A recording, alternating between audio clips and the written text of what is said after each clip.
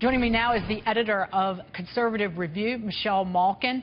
Michelle, do you think that, great to see you, do the Republicans understand that they will have a much better replacement plan than if they try and bring in the reticent Democrats, the ones who have dug in their heels?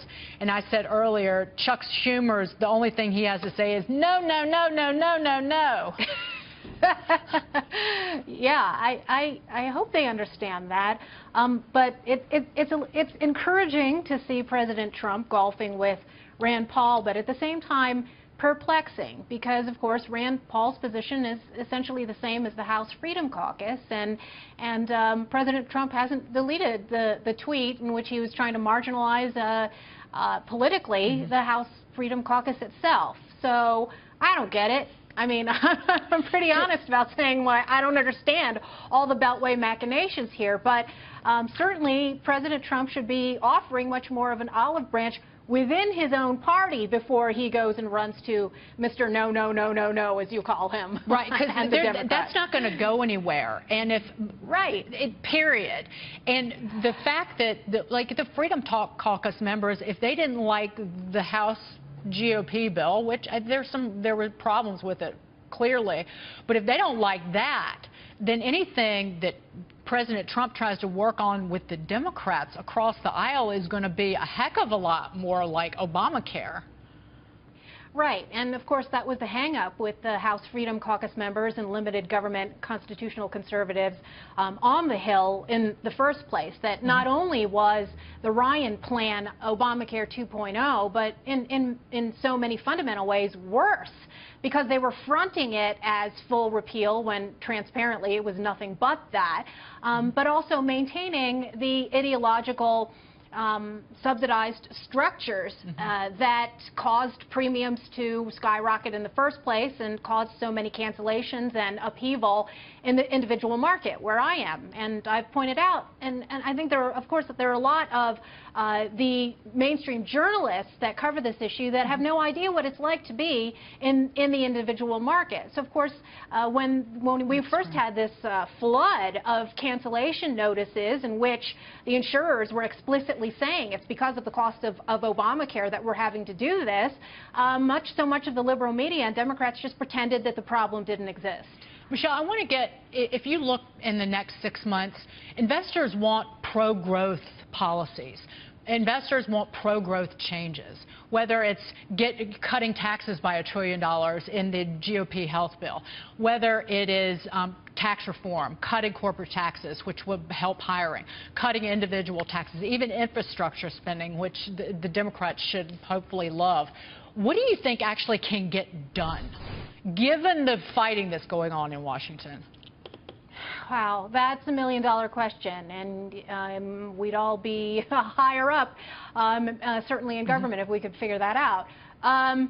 I would say that, of course, it's always a balancing act between doing what's needed to promote pro-growth policies and at the same time making sure that President Trump isn't losing his base. And I think it's the intersection of when those things promote both the policy goals of this administration and protect their electoral and political needs as well. And of course that's why this so-called repeal ran into so many problems, because the Republicans have never been honest about the fact that doing the right thing in this case and eliminating a massive entitlement that caused so much pain in the marketplace and with consumers has a high political cost to it that so many of these establishment Republicans didn't want to accept. Right, they're trying to have it both ways.